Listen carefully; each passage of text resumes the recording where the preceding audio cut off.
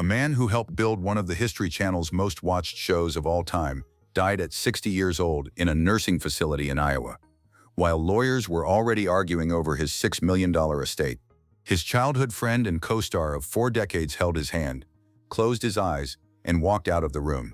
That man was Frank Fritz, and the story of how he got from a crowded barn in rural America to a hospice bed, and why that journey took the turns it did, is not the story most people have been told. By the end of this video, you will understand what actually happened to Frank Fritz, what Mike Wolfe protected from the public for years, and why the timeline of this story matters far more than any single headline about it. Most people first encountered Frank Fritz somewhere around 2010, sitting in a van with Mike Wolfe, rolling through the American countryside looking for things other people had forgotten they owned. His career in antique collecting began in the 1980s, long before any television camera was pointed at him. He was born on October 11, 1963, in Davenport, Iowa. He had a passion for collecting things since he was a child. Rocks, beer cans, postage stamps. The kind of collecting that starts in a kid's bedroom and never really stops. He grew up in nearby Bettendorf, and it was there, in high school, that he met a kid named Mike Wolfe. They shared the same obsession: old things, forgotten things, objects with a story attached. That friendship would last 40 years. Through high school, through adulthood, through fame, through collapse. Before any of the fame, Frank worked as a fire inspector for over 2 decades. Not a glamorous job, not a job that gets you noticed. It was steady, unglamorous work that paid the bills while he spent his nights and weekends running his own antique shop, Frank Fritz Finds, in Savannah, Illinois, and chasing down pieces of American history that nobody else wanted. This is who Frank Fritz was before anyone knew his name. A quiet collector from Iowa with a bad back, a lifelong friendship, and a genuine obsession with the kind of objects most people walk straight past. The camera didn't create that, it just aimed at something that was already there. And when the show launched in 2010, audiences responded to exactly that. The sense that these were real people with a real history between them, not 2 performers playing at being friends. But here's the part that changes everything about what you just heard. American Pickers debuted on the History Channel on January 18, 2010. Within a season, it was one of the network's biggest properties. The format was simple enough. 2 men in a van, driving across America, knocking on the doors of barns and farmhouses, and asking if they could look around. What made it work was never the antiques. It was the dynamic between the 2 men doing the looking. Wolfe was the closer, intense, relentless, always calculating what something was worth and what it would take to get it. Fritz was the counterweight, looser, more likely to get distracted by a motorcycle engine or a crate of old tin toys. Where Wolfe negotiated, Fritz charmed. Where Wolfe pushed, Fritz laughed. Viewers felt the difference between a produced relationship and a real one. This was the latter. Fritz later confirmed that he and Wolfe had developed the show together from the beginning, that Wolfe had been pitching it with Fritz at his side. They were not co-stars assigned to each other by a casting director. They were childhood friends who built the pitch together and handed it to a network. For roughly a decade, the formula held. They drove, they dug, they argued over prices with grandmothers and farmers, and millions of people watched every week. The show became one of the network's signature programs, and in doing so, made both men recognizable faces across the country. Frank Fritz was, by any measure, one half of something that genuinely worked. Then March 2020 arrived, and with it, everything stopped. Most people who know this story stop here, but the real story starts right now. The official version, as it was told to the public in 2020 and into 2021, was relatively straightforward. Fritz had left the show to deal with a back injury that had become impossible to ignore. After years of debilitating pain, he went to the doctor and discovered that his spine was, in his own words, about to split in half. The surgery required 2 metal rods inserted directly into his spine and 185 stitches to close. It was not a minor procedure. It was the kind of surgery that changes your relationship with your own body permanently. Under ordinary circumstances, the recovery would have taken months. These were not ordinary circumstances. The surgery coincided almost perfectly with the beginning of the COVID-19 pandemic. Filming shut down. Movement stopped.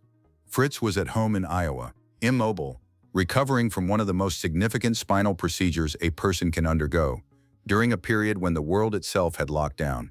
No visitors, limited movement. A man whose entire adult life had been built around physical activity, constant travel, and near daily social contact, suddenly confined to a house in Iowa with nothing to do but wait. That window is where the real story begins. Mike Wolfe, in interviews given after Fritz's death, revealed publicly for the first time what had actually happened during that period. The surgery, the pandemic, the isolation, Wolfe described it as the perfect storm, because during that recovery, Fritz developed a severe addiction to opioids. Not just alcohol, opioids. When Fritz checked himself into the Abbey Center, an addiction treatment facility in Bettendorf, Iowa, in 2021, spending 77 days in treatment, he spoke publicly about his struggle with alcohol. He was open about it. Candid even. He talked about his mother dying from alcohol-related illness. He talked about his grandfather. He talked about not wanting to follow the same path. What he didn't say, what nobody said publicly until after he was gone, was that the opioid addiction was the deeper problem, the one that had fractured the friendship, the one that had, according to Wolfe, actually driven the decision to move forward without him. And Wolfe had chosen not to say it, for years, because he believed it wasn't his story to tell. And if you think that was surprising, stay with me, because this next part is why the whole story matters. By the summer of 2021, the narrative in the press was a clean one. 2 TV co-stars, a falling out, a bitter public dispute over ego and billing, and who was more popular with fans. Fritz gave a series of interviews to outlets including The Sun, in which he was raw and unfiltered. He said the show was tilted entirely toward Wolfe. He said he was second and Wolfe was first. He said he was the one the fans actually connected with. He said they hadn't spoken in 2 years, that Wolfe knew his back was bad and never once called to check on him. Then, in July 2021, History Channel made it official. Fritz would not be returning to American Pickers. Wolfe posted a statement on Instagram acknowledging the departure. He described Fritz as someone who had been like a brother to him, wished him well on the next chapter of his journey, and said he would miss him. Fritz publicly called the statement insincere, said he didn't believe a word of it. The press ran with the feud angle. Fans picked sides. It looked, from the outside, like 2 men who had grown apart professionally, let their egos write checks the friendship couldn't cash, and gone their separate ways with a lot of unresolved bitterness between them. That reading was not entirely wrong, but it was profoundly incomplete. What Wolfe later described was a man who had watched his oldest friend spiral into an addiction so severe that it had become impossible to manage from a distance, and who had made the decision to keep that information private out of loyalty. The silence that read as coldness was, by Wolfe's own account, a form of protection. He said he had pushed for Fritz to go to rehab, said he had stayed in contact even when the public impression was one of a complete falling out, said that walking away entirely would have been impossible for him to do. Fritz, from the outside, looked like a man furious about being cut loose from a show he helped build. From the inside, he was likely a man who did not fully understand why his oldest friend couldn't say out loud what was actually happening, or who felt abandoned precisely because the protection felt like silence. One phone call, one conversation.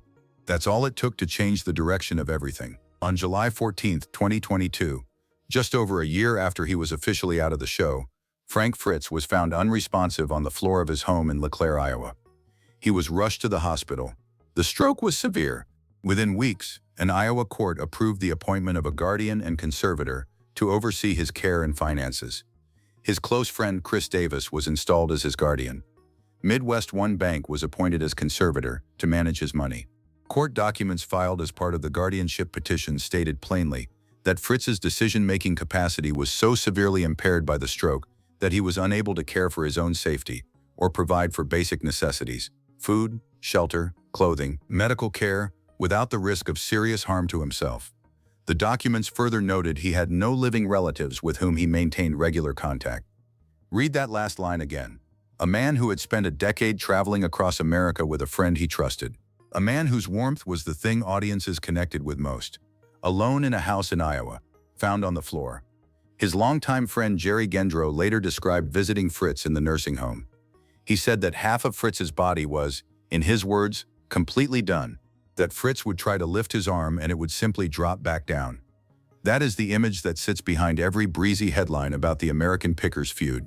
Mike Wolfe, when the news of the stroke broke, posted publicly asking fans to set aside any discussion of their past and to keep Frank in their thoughts.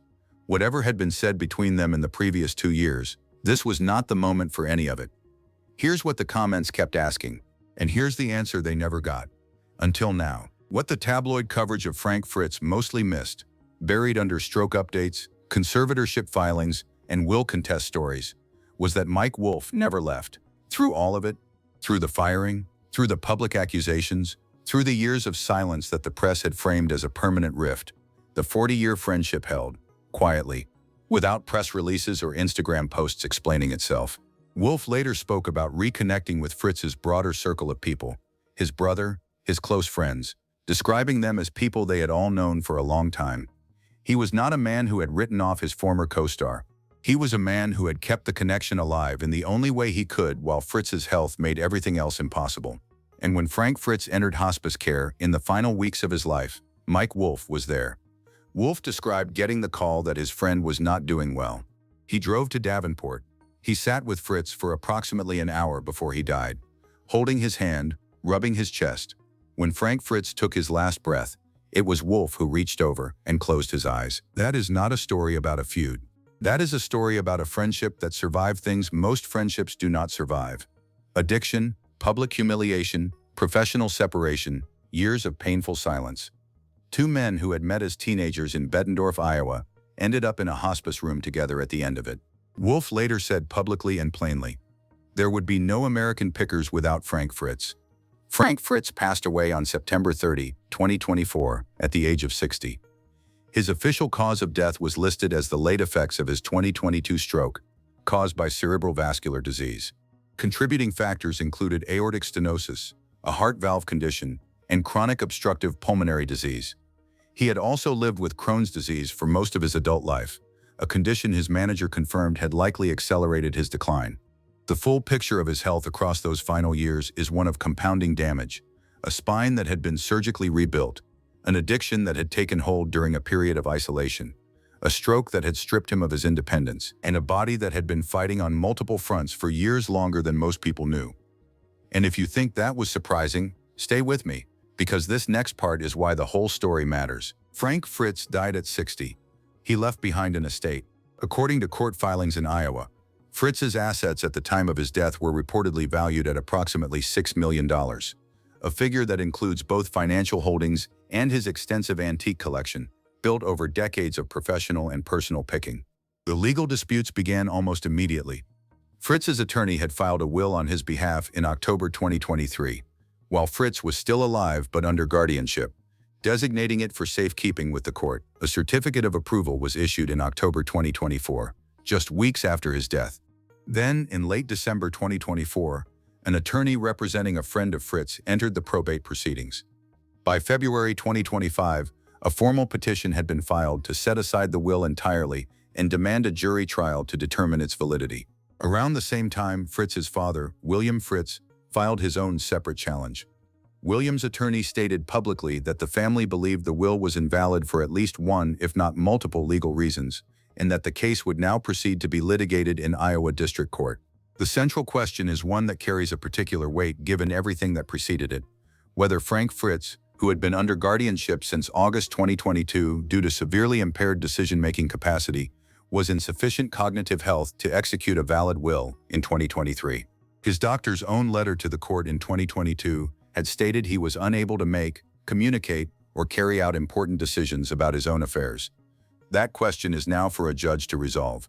Meanwhile, his longtime friend confirmed that an auction is being planned for Fritz's antique collection.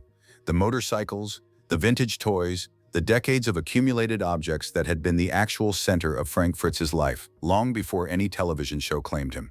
Everything he gathered across a lifetime is headed to an auction block, and the show he helped build keeps going.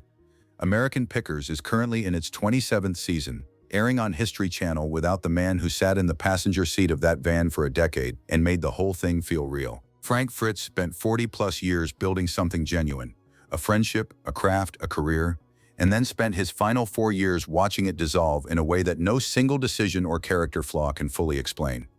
The back surgery was real. The pandemic isolation was real. The addiction was real. The stroke was real.